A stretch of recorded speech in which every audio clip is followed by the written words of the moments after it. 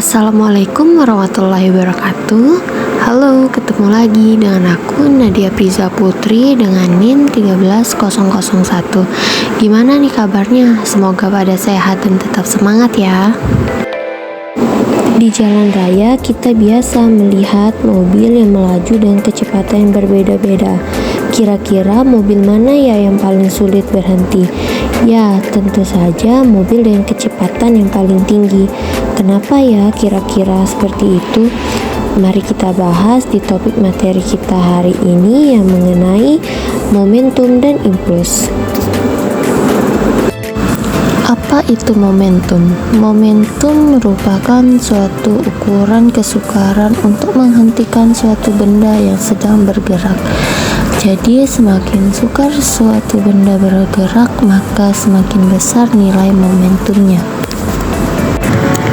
Di mana persamaan momentum itu bergantung pada massa dan kecepatan, sehingga dirumuskan P sama dengan M kali V, di mana P merupakan momentum dengan satuan kilogram meter per sekon, M massa benda satuan kilogram, V kecepatan benda satuan meter per sekon.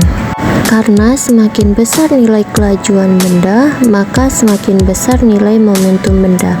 Maka mobil dengan kecepatan tinggi akan lebih sulit untuk berhenti. Namun untuk jenis mobil yang berbeda, maka nilai massanya akan berbeda pula. Kita tidak bisa hanya berpaku pada kecepatan, namun juga memperhitungkan massa benda tersebut. Seperti dari rumus momentum tadi, yang dimana P atau momentum merupakan massa dikali kecepatan. Berikutnya ada impuls, yang dimana dapat diartikan sebagai ukuran seberapa besar gaya luar mengubah momentum suatu benda dalam satuan waktu, yang dapat dirumuskan dengan I sama dengan F kali delta T, yang dimana I merupakan impuls dengan satuan Newton sekon, F merupakan gaya dalam satuan Newton, dan delta T adalah selang waktu dalam satuan sekon. Hubungan momentum dan impuls digambarkan dengan sebuah benda yang bermassa M dengan kecepatan mula-mula F1 yang diberi gaya F dengan selang waktu delta T, sehingga kecepatannya berubah menjadi V2. Dalam persamaan ini, hubungan momentum dan impuls dituliskan dengan persamaan F kali delta T sama dengan M kali V2 kurang V1, F dikali delta T sama dengan P2 kurang P1, di mana F kali delta T sama dengan I dan P2 dikurang P1 sama dengan delta P. P1 sama dengan M kali V1 merupakan momentum awal, P2 sama dengan M kali V2 momentum akhir, delta P sama dengan P2 kurang P1 perubahan momentum, yang dimana ketiganya memiliki satuan kilogram meter per sekon. Lalu I merupakan F kali delta T merupakan impuls dengan satuan Newton sekon.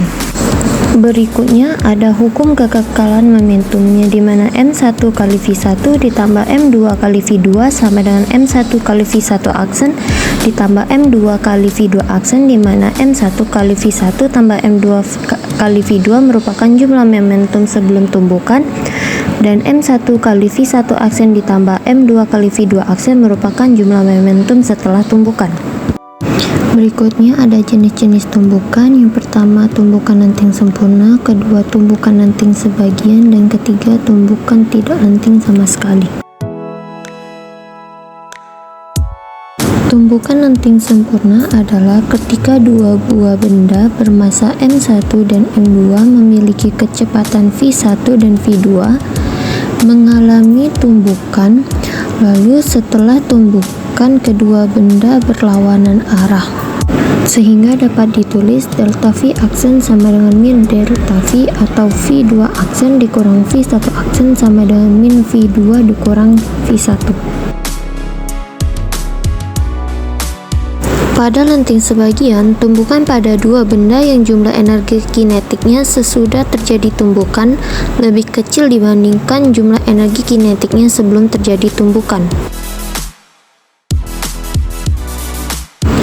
Pada tumbukan tidak lenting sama sekali, seperti dua buah benda bermassa N1 dan M2 yang memiliki kecepatan V1 dan V2, mengalami tumbukan, lalu setelah tumbukan, kedua benda bergerak secara bersamaan. Pada tumbukan tidak lenting sama sekali, berlaku V1 aksen sama dengan V2 aksen sama dengan V aksen. Pada kehidupan sehari-hari, ada beberapa contoh yang dapat kita lihat seperti dalam bandul, dalam permainan bola biliar, dalam anak-anak bermain kelereng, dan ketika terjadi kecelakaan mobil.